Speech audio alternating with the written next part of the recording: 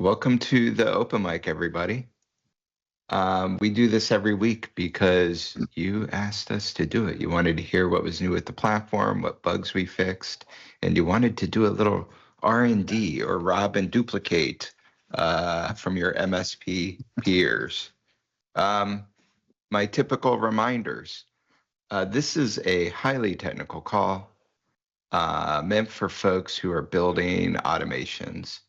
If you're not building automations, you may get lost, but please feel free to listen in to see what you can do with the platform. Also, if you're new to Roost, this is my favorite announcement that I've been doing for the past month or two that I really, really like.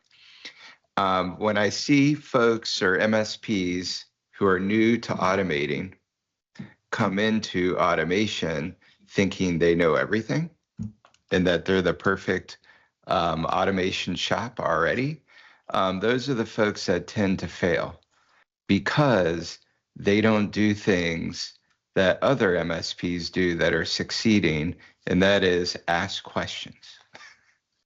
If you ask questions, you will succeed. Oh, Kelvin's asking a question right now. He's asking me how many MSPs have successfully automated who've never asked a question before. Let me count. Let me think. 2, 6, 12 divided by 9. Zero MSPs have succeeded at automation who have never asked a question. So please jump in your Discord. Even if you don't want to ask on this call, if you don't want to ask in a public channel, just use your private channel and ask a question there. Jump in the coop and ask questions if you think other people may learn from your question. And speaking of Discord, if you're interacting with us, please respond in a thread or tag the person you're interacting with, because we're monitoring hundreds of channels all at the same time. Please tag us. With that, we've also got Flow coming up. I got to get back into my Flow groove. Please join us at Flow. Someone throw the Flow URL into Slack, please. If you are a vendor, and you're on this call and you are thinking about sponsoring, you may want to do it now because we're about sold out of sponsorships. So please jump in. We reinvest 100% of the funds that come into Flow from sponsorships back into Flow. I am not in the business of conferences, so I don't need that revenue. And with that, let's pass it over to Ash. What's going on? Hey, thank you. All right, so first I want to say I've been having issues with my internet. So if any point I drop off, I will be right back as soon as it's back up. I've posted the order in the chat. Somebody can be my proxy. But we are going to have a couple demos after Daniel and Eddie.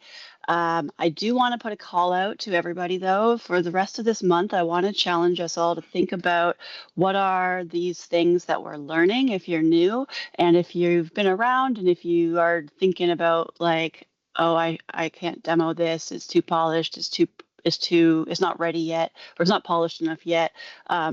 Start showing, let's show those messy middle pieces. Like, let's show our iterative processes. Let's get people going. So anyway, yeah, without further ado, let's jump over to the real Danial with an A. Thank you for that. The real Danial with an A. Excellent. Okay, I'm going to share my screen here. So we have a big release coming out tomorrow, and I'm going to touch on a couple of items that we have in that release. 2 new integrations are going to be out tomorrow, probably sometime around noon, we're thinking, Eastern time. but we'll have more information on the full details of the release next week. But I did want to touch on 2 items that we're releasing. So we have the BitDefender integration and ConnectSecure v4. For those who don't know, we have an integration with ConnectSecure v3, but that integration is being discontinued or deprecated or whatever you want to call it as of January 1st, I believe. And so there is a migration required for ConnectSecure v4. I'm going to update these docs now that I think about it to have the migration instructions here. But we have a full set of instructions to migrate. It is unfortunately a brand new integration because it's a completely separate API. So this walks you through completing that that migration, essentially setting up a new integration, and then you'll have to replace your actions with the new integration actions. So the setup instructions are quite similar to our other integrations. You'll just be going into ConnectSecure, and then under settings and users, you'll see a set of your users here. And I would just go in and under whichever user has the authority to run the API, I would just generate the API or check out the API key there, and then plug that into the integration, and then add a couple of the, there's instructions all in this document to get all the different fields here. And once you have that, you can run the ConnectSecure integration. We also have BitDefender, and BitDefender is a brand new integration. I found it very easy to install. So when you log into BitDefender Gravity Zone, you just go to my account. From here, you can hopefully get to a page that will show you all your API keys at the bottom of the page. If it loads for me, and maybe it won't, thank you, demo gods. But essentially, you're just finding your API key, and then your control center access API with the setup instructions, again, are here, and we have some documentation that will be going up for those as well. There you go. So you can see at the bottom of the accounts page, you have access to your API keys down here, and you can add brand new ones, select what you want to enable, and then from there, you have a working integration. And so from here, yeah, I have authenticated these 2 APIs already, or these 2 integrations, and from there I can test them. I'm just running a couple of list actions here, and nothing spectacular. And they should come back with, okay, yeah, here's a list of accounts. And then I ran a list agents action as well, and there's only 1 agent on this in ConnectSecure. So yeah, that's it for our dev update. We have a bunch of fixes that are coming out. I'll put those in the notes for next week. I just wanted to run through these 2 integrations because one of them especially is pretty crucial. Hey, Daniel with an A, before you move on. We did an open mic last week, but it was a lot of folks weren't here due to the US holiday. Do you want to mention again the integrations that went out last week? Yeah, sure. Actually, I don't think the Americans deserve to hear that. Okay, so we added, am I in the right place? No, I'm not. We added a Xero integration, a QuickBooks integration, Bamboo HR, Nodeware, and then some additional functionality from Microsoft Azure. But yeah, all 4 of these integrations are now live and available for you, and we'll hopefully provide you some value with setting up some automations for your clients. That's why we built these, and that's why we are going to go forward and build more integrations like these in the future. But yeah, kind of automation as a service that you can provide to your clients. Yeah, that's it for the dev updates. I'll jump right into Marketplace. We were busy on the Marketplace team, so shout out to Adam, to JP, to Dan Hayes, to Terry, to Paul, all the guys that were working on a bunch of different items. We refactored 4 different crates.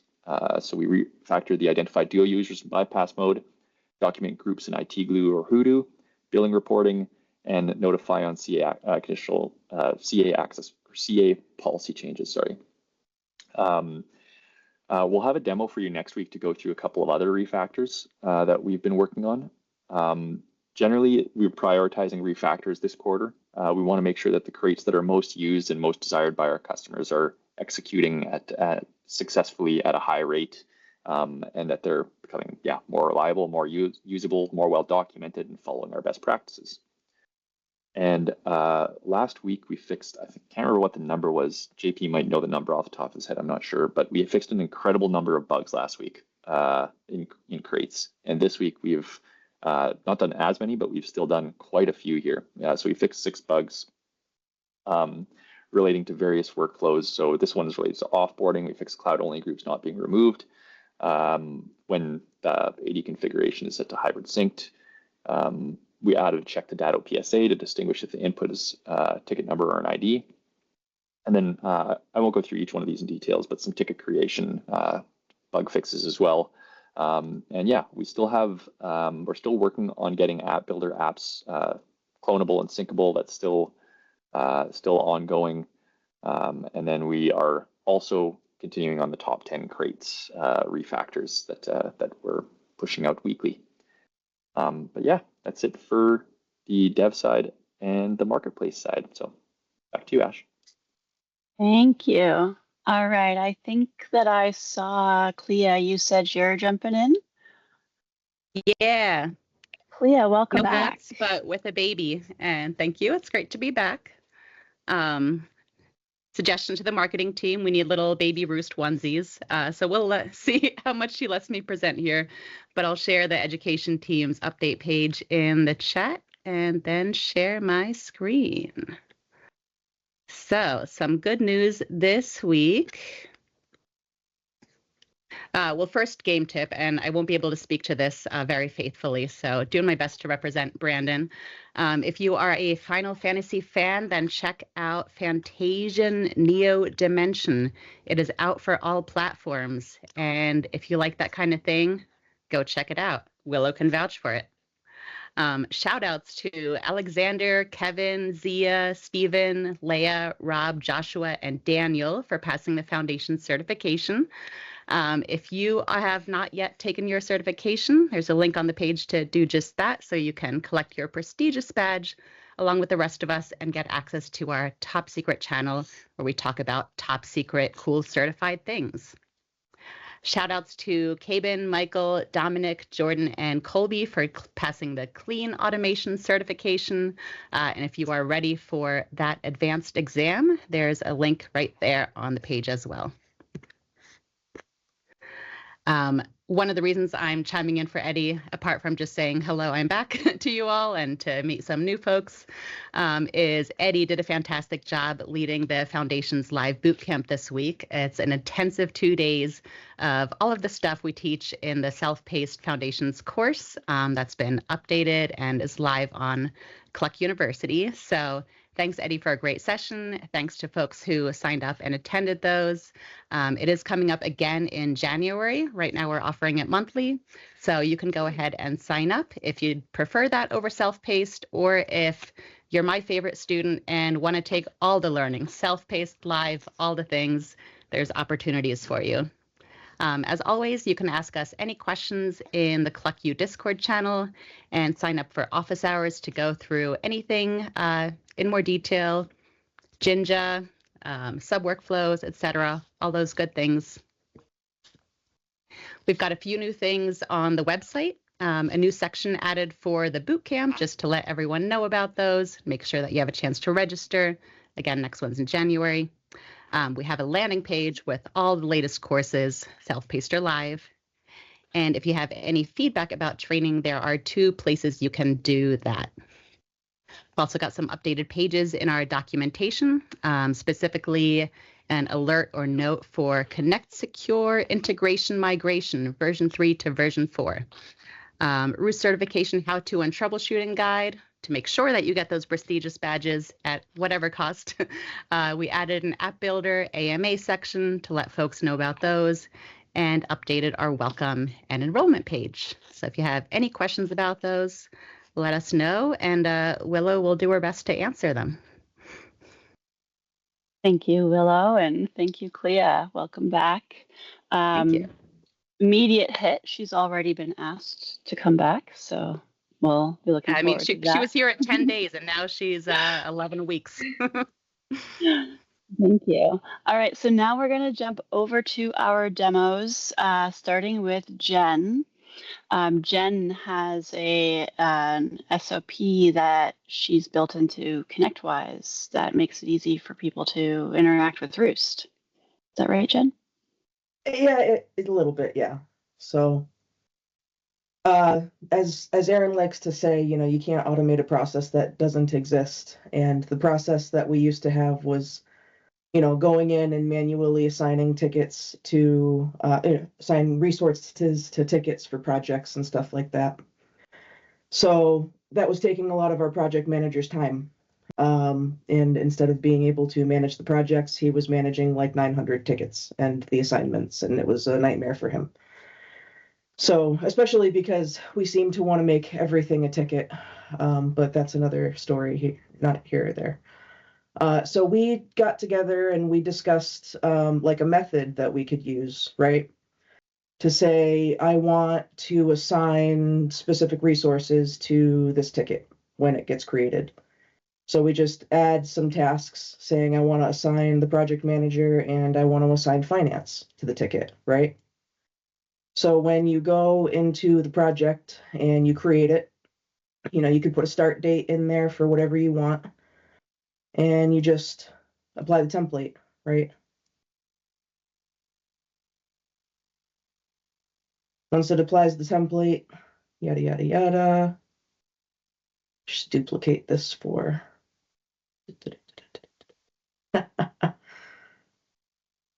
you can look and just refresh, see the tickets come in, see all the jobs running, and it will go in and it will say, all right, does it need an assignment? And it will assign the person that it needs. And what it's doing is it's just looking at the project team for that project board. So based on that, it's going in and just assigning people.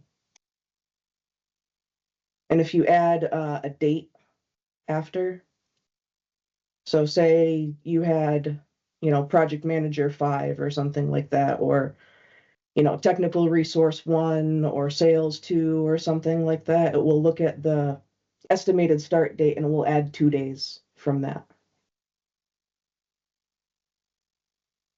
So that's all. And it's customizable in the sense that I don't have to manage a list of things that I have to go in and change. All he has to do is go in and edit the task and go in and edit, who is in the project team, and what their resource, what their assigned role is. It's completely customizable to him, and it just goes in and it pulls the information and assigns what he puts in there. So he's interacting with Roost without really knowing about it. He's just doing his project manager duties. So that is proper, awesome middleware techniques there, because not only are you adopting Roost to leverage and make it easier, you're also building out the adoption of an additional tool using the functionality that they already have in place, but just making it more accessible to the user. Yep. Love that. Does anybody have any questions for Jen? I think Alden commented he didn't even know that you could do those things. So that's cool. Yeah. Yep. Make the tasks right on the project template, apply the template, and it just goes. So makes it super easy for him, saves him a ton of time. Yeah, I think you and I were talking about this at IT Nation too, where it's like so much of ConnectWise is just not adopted by people simply because they don't know that they have the functionality or they don't have the time to manage it the way that they need to. So stuff like this that bridges that gap is amazing. Yep. Visible automation equals best automation. Yeah, it just works. I don't know, it just works. Yep. Okay, now next up, we are going to jump over to Damon. How's it going? How are you? I'm doing all right. Let me see if I can remember how to share this screen. All right. So that should be it. Okay, so my automation is it's a fairly simple one, but simple ones are normally really good ones to have around. So mine starts with a cron that runs every Monday at 9 o'clock. It's for project budget alerting. So every project in ConnectWise, you have like the budget hours and all that stuff. So you don't really have a way to easily just go through every single project every single day and be like, okay, how are we on this project? How are we on that project? So first, I do an action just to grab all the projects. I do a little bit of filtering just to make sure that they're in progress and that they're not internal projects, because we not exactly worried about the internal ones, the CNWR.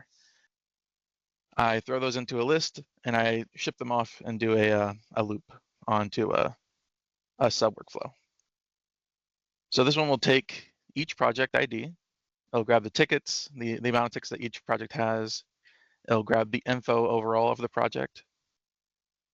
It then grabs each ticket within the project and uses some Jinja to turn the IDs into a list. It'll loop over that list of ticket IDs and grab all the scheduled entries that are used later for some counting. It then lists all of our Slack channels, and it will try to find the Slack channel based on the project ID. I have another automation that I set up a while back that will automatically create a room for every project in ConnectWise based on its ID, so that I can find the channel later easily. I do some more Jinja filtering and stuff to grab the hours that are left for that project, the not the amount of days left. So budget hours are like the amount of hours that a technician can work on that project that we budgeted out. Days left is just when the project is due. I can find out how many scheduled entries there are. And then I'm using a little bit of Jinja just to grab the channel name based on the project ID. Then it does a check for the channel to see if it can find it. If it doesn't find it, or if it just fails for some reason, I have a small little failure check to then it'll just post the weekly update into the Roost development channel, just so that we still get the weekly update for the channel, for the project, even if we didn't have the channel created for some reason, if it's an older project. It will then format the weekly stats using some Jinja. It's a little gross with some conditionals, but it uses some emojis and stuff to help visualize the output a bit. So it puts all the information for that project into a message, posts it to the channel, and then updates the channel topic. So we can go ahead and let's do a test. We'll do ID of 995. Let that run.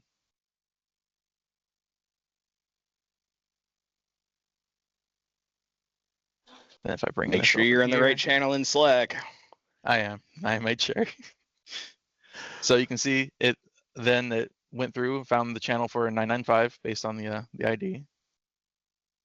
And it said that budget hours are remaining for that project are 6 hours.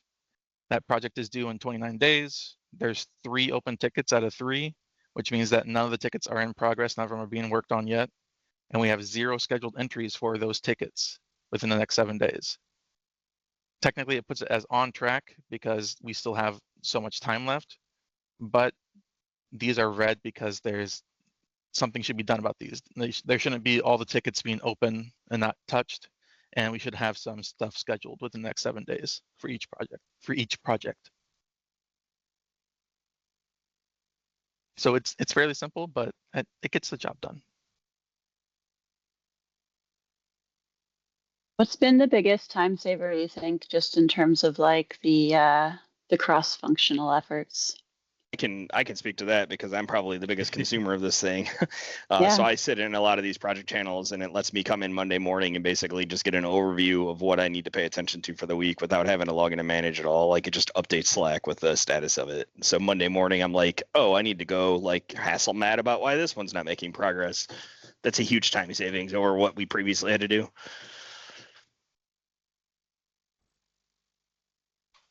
Thank you. I was fighting with my mic. Anybody have any questions for the CNWR team before we move on? Thank you for presenting. I know I love encouraging you guys. I'll use the word encourage. All right. The other Slack channels are full of nothing to see here. That's what they have in them. It's great that you did that. That's funny. Sam said it'd be cool to it could see some cool use cases if you have a button to ping all open project ticket owners on that project. That's cool. We use day zero channels for project work.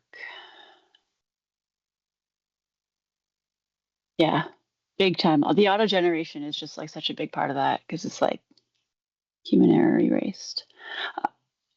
All right, let's jump over to Brian now. Brian, you're going to talk to us a little bit about a simple workflow that you're now looking to enhance a bit, right? Yeah, so this is actually a workflow that I originally created all the way back in August of last year. And you'll actually see that I really haven't done a ton to it oh, that's the wrong screen. Hang on. I haven't done a ton to it to fix the overall workflow itself, because as you can see, it is using all of the old ConnectWise actions. So that can tell you really how long it's been in place. I haven't bothered to refactor it, but amongst its many shortcomings, ConnectWise RMM, one of the biggest ones is actually patching. I absolutely hate how poorly it patches, and I lack the unilateral financial decision making at my company to move us to a different product. So I was kind of challenged with, how do I fix this glaring error in our RMM? So one of the early things that I took on was, all right, when ConnectWise RMM throws an error for a patching ticket, what do I do with that? So I actually spent, I don't know, weeks slowly digging through all of these patching alerts that they were sending over to our ticket. And at one point it was to the tune of hundreds a week, where it was saying it was failing to properly patch an endpoint. As I continued to dig in, I found that there was a pattern to this, that generally the reason why they were failing is because somehow RMM had managed to corrupt the Windows Update process. I knew that there was some PowerShell commands that I could run on that endpoint to reset Windows Update components. So I started testing that on the back end and started to see that it was fixing most of those machines. So I made this very straightforward, very quick process that, again, you can see I built this a year and a half ago. It's definitely not a dry workflow. So at some point it's going to get rebuilt so that I can, turn some of this into functions. But it just grabs the configuration off the ticket, sets it into a ticket status so people know that Roost is working on it, finds the Screen Connect session for the device. If it's online, it runs PowerShell on the device. And that's all I really had it doing in the past. Over the last couple of months, I've altered a couple of things in terms of, if it goes out and looks, and it's been, now it's going to find out, is there a pending Windows Update reboot on the machine? Because that's kind of the next most common reason why ConnectWise was failing. It was trying to apply an update when the machine was already in a pending reboot status. So it doesn't work. Windows Update itself won't even try to update if it's waiting for the end user to reboot. So I added some branching for that. It works off of this. If you know PowerShell, this is a very simple PowerShell script here. It looks like a lot just because I did properly comment it. It's based on the same format that all of Roost's PowerShell, at least at the time, had been built, where you create a results object and then append your results to it, so that you can then parse out what happened with the PowerShell. But really, the first thing it's doing is it's going to check the specific registry key to see if there is a Windows update there. If it is, it's going to put into the result object that updates are pending. We need to reboot, and that's how it knows to branch the workflow differently. And then if there are no pending updates, it's going to go through. It's going to make sure that it can install the module if it doesn't exist, forces installation. That way, it's always up to date. Make sure it can pull it in, and then it runs PS Windows updates, reset Windows updates components. Sends all these results back to Roost and sets the ticket into a status that states, we reset it. We're considering this resolved. The problem doesn't come back. I watched for weeks, seeing, 99 times out of 100, that absolutely killed a recurrence of that ticket product. We'd recently seen a big explosion, so that's where I started building in the, checking for Windows updates or pending, things like that. But I've got designs now that I've started to see even more often the fact that Windows updates aren't working. Like, I want to be able to take, okay, this whole it's pending a reboot, and start digging into this more, because RMM should have been prompting this end user to reboot their system, and for some reason they didn't. So we're trying to talk about, okay, well, how do we improve our process here? Do we need to pull from that Screen Connect session who the most recent logged in user and send them a notification? Can I send them a notification back through Screen Connect? Or do I just pull the pending reboot systems all at 1 a.m., see if they're online, and smash through a reboot command if the system's idle? There's lots of different things that we're trying to do to really clean up that other missing gap of it. But what was a year and a half ago a very, very simple workflow could become quite a bit more complicated, especially compared to the solution that I've seen several people mention in chat that would have made this a whole lot easier.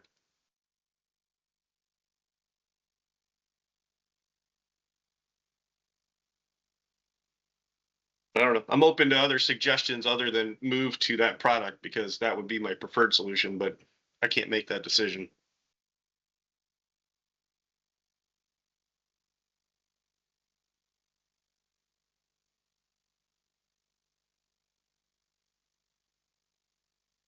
Anybody have any questions for Brian?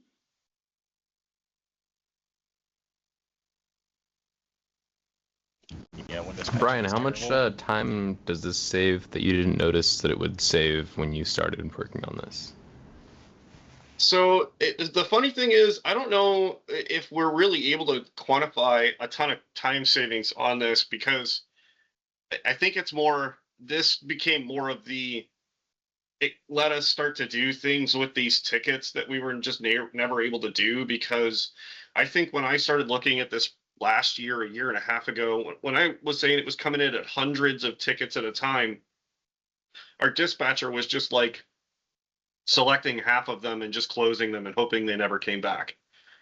And then of the other half of them, people would intermittently kind of log in and poke around and not really get to solutions before they had to move on to the next thing. And then if a ticket's not solved in 30 days, ConnectWise would just be like, we don't know what to do. So they would just close it. So worded better, how much time have you invented with this? Gosh, what do I have going on this in terms of my time savings? I hope I have time savings on here. I'm only saying this is saving, what is that? It was 360. What is it? 3 minutes? 6 minutes? I can't do math right now. It's only a few minutes per ticket, but again, that few minutes per ticket over a few hundred per week has, yeah, it's pretty significant. Not to mention, even a week ago when I started looking at, we had a meeting with our account rep, and our engineering manager brought up with our account rep, hey, we need to get a meeting because we're seeing just an absurd amount of patch failure notifications, and we need to work with you to see how you can address this. So that's where I stepped in again and started looking at it again. When I was looking at it last week, there were 200 open tickets. Right now it's down to 31. And it's been consistently staying right around that 35 to 40, depending on whether or not it's waiting for a computer to come back online. Because that's the one thing it does. If it checks and the computer's not online when it tries to run the PowerShell, it puts it into a waiting. And then, unfortunately, that's the one thing I can't trigger on a status. I do have a cron that runs throughout the day to check if those are online and clean them up afterwards.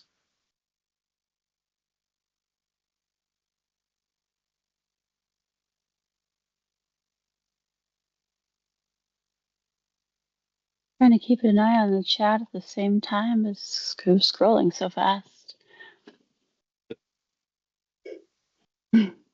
Yeah, Hunter, I know with with Automate, there's ways to send messages. So unfortunately, with RMM, there's not natively that I can access via API. Again, one of the massive clearing issues with RMM is that they really don't have an API despite their claims. They think they're going to have one for us that's usable in the next 2 months, but I no longer believe that it is possible. I don't think they're going to make it. And I don't think it'll ever exist because they haven't shown any ability to follow through on it. But what we've been trying to backdoor do is through Screen Connect. And if you've tried to interact with Screen Connect's API, you will lose your hair. It is awful. Trying to do anything other than listing devices isn't really documented at all. So you have to try to dev tools it and convert it to API speech. And I know I've seen several people discussing recently in the Coop and in the ConnectWise thing that it's just maddeningly frustrating to deal with. So that's why we're trying to look at other ways of like pulling out. I can pull out who was last logged into it. I believe I have the logic figured out on how to turn the username into the email address for that user, and I can set that then as I can turn that into the contact in CWPSA, which then means I can email them through the ticket saying, hey, reboot your computer. Otherwise, we're going to do it at 1 a.m.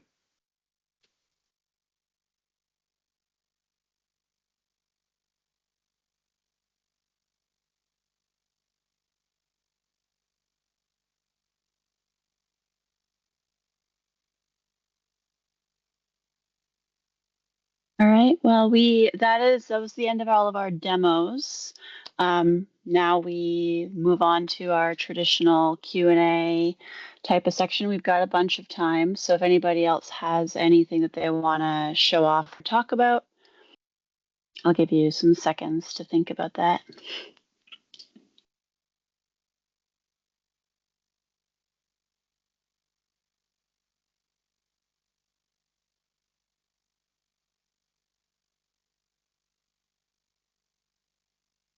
I could show off one more thing before I have to go, if you want. Sure, Jen. Okay, hold on. Let me bring it up because I didn't have this one prepared.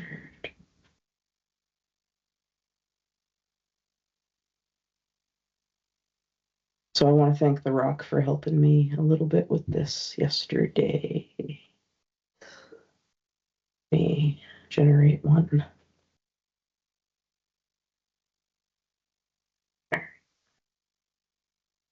So this is just a quick thing that I did about typo squat domains so that I can add a rule if anybody gets emailed in our client tenant from a typo squat domain or something like that, that's going to come back, with some sort of banner saying that. So it basically cycles through, gets the domains from the organizational variables that I have set, or it will go out to graph and grab the domains and set them, and then cycle back through. But it basically just generates a list of domains that we can add. And I'm showing this off because it's not finished. And to your point earlier that you kind of want to see those iterative things, I did not put the right thing there for the domain, but that's okay, whatever. And it basically will just go through and add like a .com, .co, .net, .org, and do some typo squatting rules with Jinja, and it's really, really slow because it's absolutely humongous. I was freezing up my browser window the other day. But the next step is to parse these out into 3,500 character segments so that I can create Mailflow rules and add those Mailflow rules to Microsoft. So that's all. I thought that was pretty cool. It's not going to let me stop sharing. It's being very slow. Yeah, that generated so many more domains than I thought it would. That was absolutely huge. I did something the other day because somebody asked me to send them the that Roosty Jinja prompt again, and then you had messaged me about it. And so I was like, oh, I wonder if I could just like casually describe to it what I wanted, and if I gave it a payload. So I gave it like a complicated payload, and I was like, I want just this, this, this, this, and this. I think it only took like a few back and forths, but it literally built it out for me. Like I plugged it into the live editor and I was like, there it is. And it was clean. Well, I realized just now that when I run it under our giant, org context, that it pulled every single domain I have and as an organizational variable. So there's like 30,000 plus objects, almost 40,000 domains, 38,000 domains that it generated for typo squatting across all of our clients. Ooh, yay. Thank you, Jason. I'm going to look at that. Ooh, yeah. I don't think it's free, but looking around, I think AWS might have one that's like cheap. That's similar sort of thing. Sure. So, yeah, there for sure somebody has made an API for this that you can just consume. I'm sure they have. But it was fun working out the Jinja for it too. So. Yeah. DNS twist, Anybody? that's it.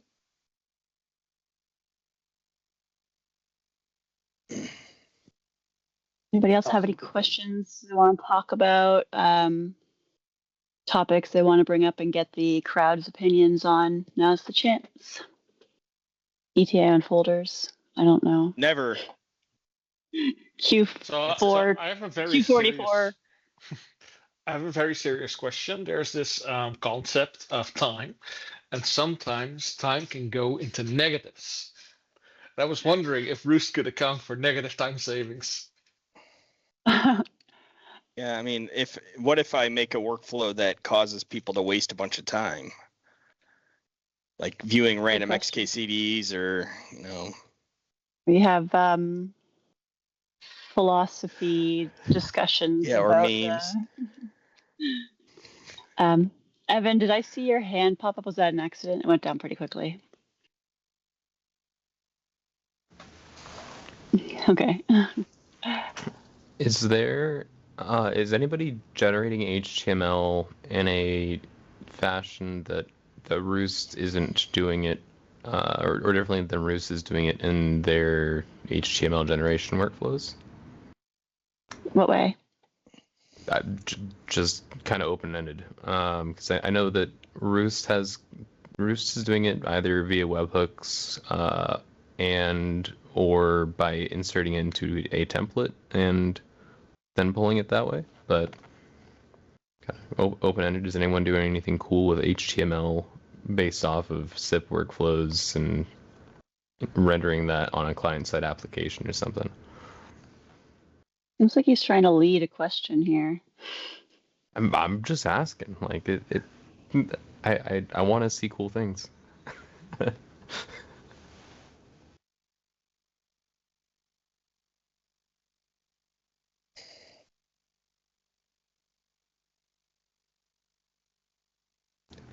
It's a request because I'm lazy and I'm trying to figure something.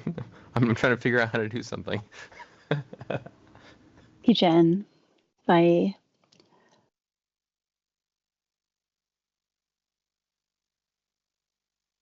So that's a good point, Calvin, on the theming of the default mail action, because, and I don't know if anybody else can chime in from the Ruth side, but I think isn't the mail action just doing the core mail, but then using a template on top, like isn't it just using a template? Can't you just like I think you could just modify and do your own template, right? It's just you can't use like pre-canned work action for it.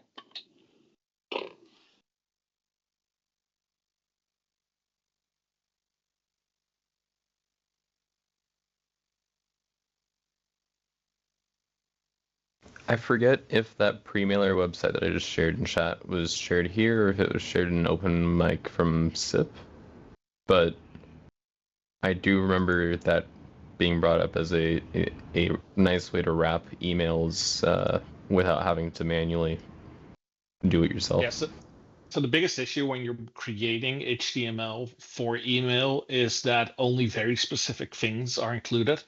I have a friend that used to include in a signature, do not use rich text nor Word documents in your emails.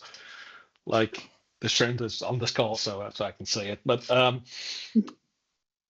the pre-mailer helps in that, except that even between clients, there is still a huge difference in the way data is formatted. For example, Outlook Web Access can show full CSS. Outlook Local cannot. They can only do very limited CSS, and it all has to be inline and all that kind of stuff. So what I found to be super useful is to use ChatGPT and say, I'm going my main the main crowd I'm going to be presenting towards is the Outlook web app, or it's the Outlook FAT client. So please make sure it matches that. And then just sadly for others, it will not look as good. So. Kelvin, thank you so much for that. I've been fighting with ChatGPT, trying to figure that one out. Get through most of the shit you need. Are you needing for anything else?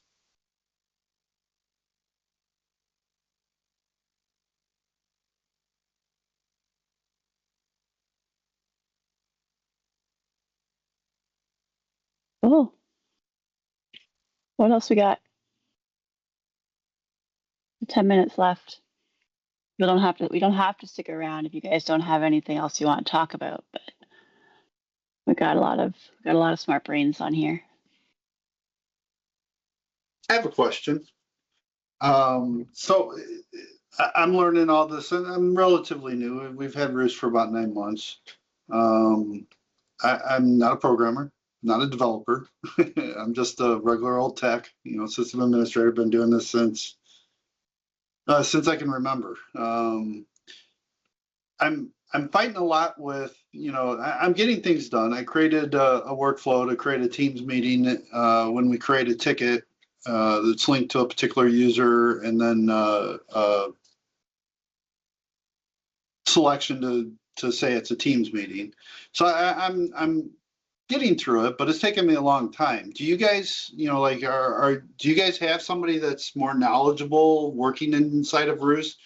Should I start looking for somebody that has the programming experience to, help us along with getting things automated? Or are you guys doing, or is the general census of you just had you're learning it as you go? Are you Jason, right? That was who was speaking? Jason Smith, yes. Yeah. Are you in our Discord? I'm sorry, what? Are you in our Discord server? Yes, I am, and I ask a lot of questions, and I get frustrated with sometimes the amount of time it takes to respond, but I get it. You guys are busy. But yeah, I mean, I just, I get stuck a lot because I just don't know the programming language. And, I'm going through ChatGPT, and, it doesn't always get it right. That's Just true. wondering if we should start looking for somebody that has that skill set. Should I find somebody that's got the Python knowledge or Jinja knowledge? Well, from my experience, I'll chime in and then I'll let other people chime in. But like, I didn't know Jinja to start with at all. I wasn't a developer. I came from a systems thinking like process kind of thing. I was responsible for workflows in our PSA when I was at my MSP. The community, like not just the support channels, but like also like the community, like in the coop and in the birds of the feather channels.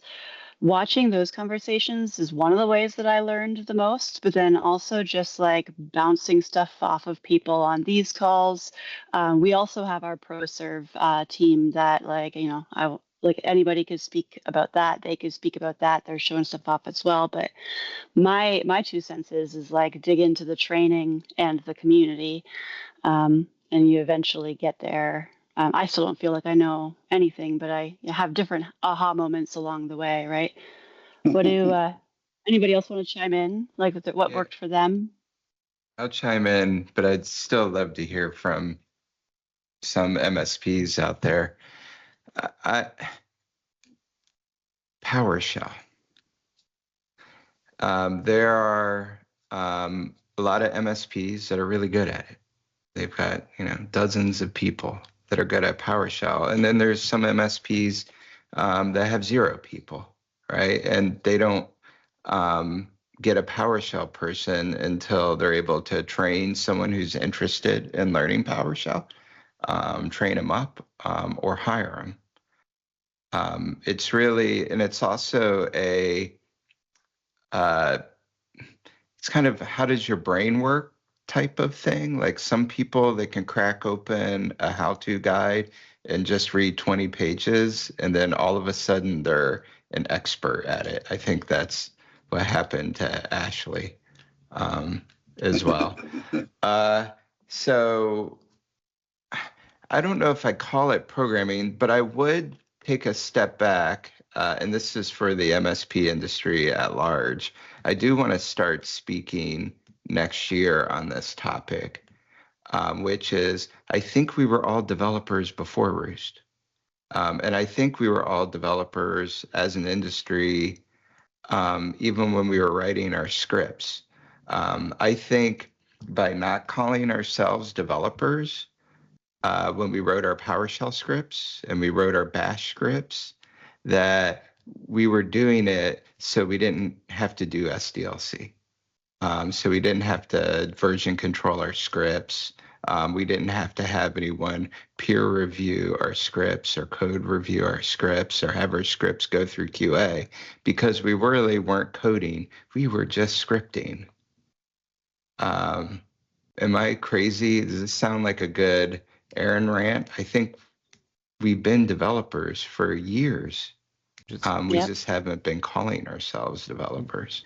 Just completely countering my message, but also kind of putting weight on that, because I mean, I wouldn't have considered myself a developer prior to using Roost.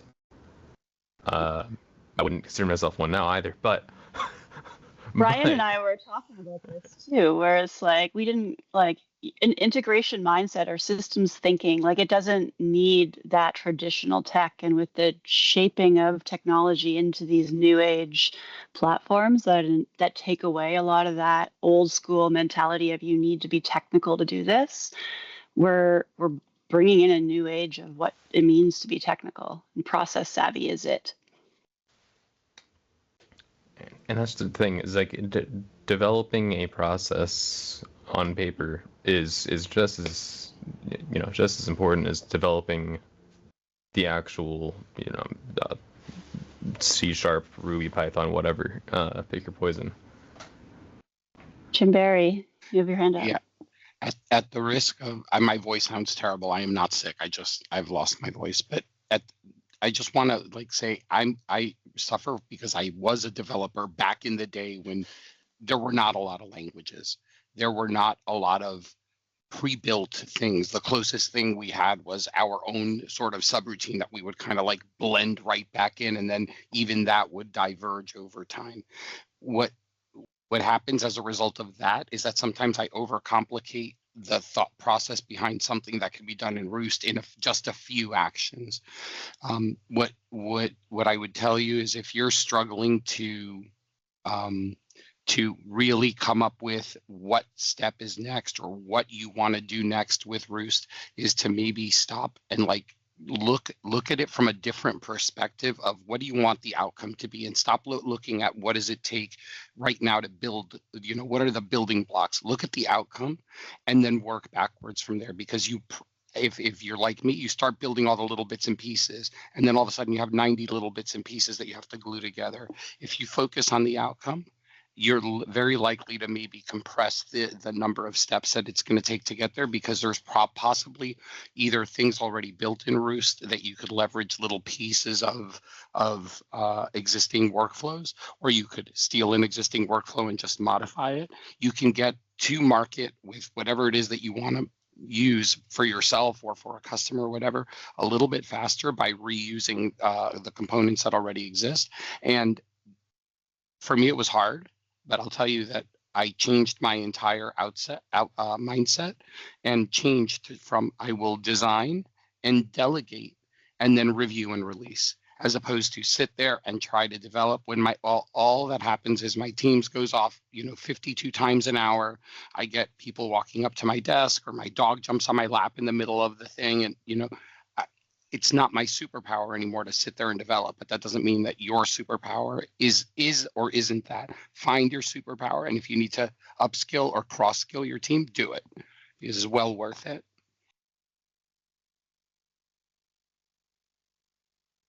Yeah, I think David also in chat kind of touches on something that might be universal in this group. Like, I know a lot of us, and I would say that I've probably had a conversation with everybody in this group that I consider a close friend about us mutually thinking we have imposter syndrome, right? It is such a heavily prevalent thing in our industry to think that we don't have the skill and the talent to do it. But man, I got to tell you, tell that little voice in the back of your head to knock it off, because it doesn't matter if you're a Jinja master or you walk in like Chris Williamson and you can recode the whole platform in half a day because he's brilliant, right? Like, we're seeing people with different approaches to how they get their automation completed. Yeah, see, even Chris says he's got like imposter syndrome, right? Like, I guarantee you, whatever you think your limitation is, it's probably not nearly what you think it is. Take a step back and reframe what you're doing. There's just something else you have to learn. You're probably going to be able to create. I want to challenge myself one day without when I have time, is the joke, is to see if I can actually create how effective I can create a workflow that has a huge amount of time savings associated with it without using any Jinja in the workflow.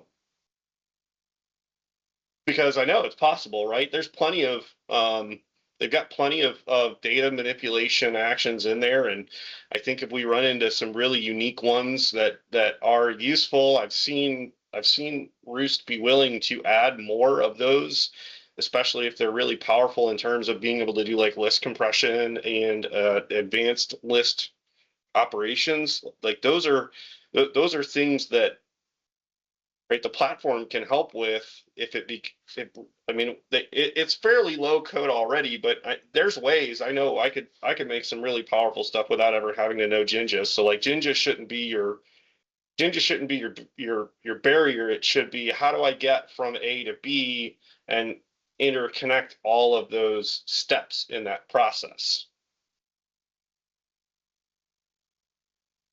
I do have to thank Jason Smith for such a provocative question to get us all talking here. That was awesome. And Jason, I urge you to come back next Friday and bring another provocative question. And then also, your homework is to get a workflow to like 3/4 of the way done and get stuck, and then bring it to this call and let 100+ people unstuck you.